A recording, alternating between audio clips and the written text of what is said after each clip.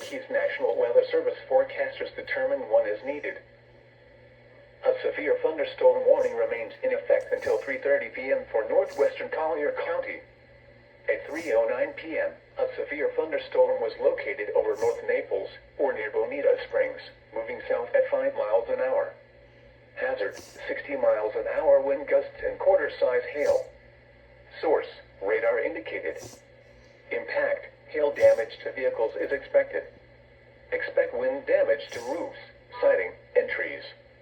Locations impacted include Naples, Golden Gate Estates, Naples Park, West Toll Gate on Alligator Alley, Vineyards, Golden Gate, North Naples, East Naples, Pelican Bay, and Quail Creek Estate.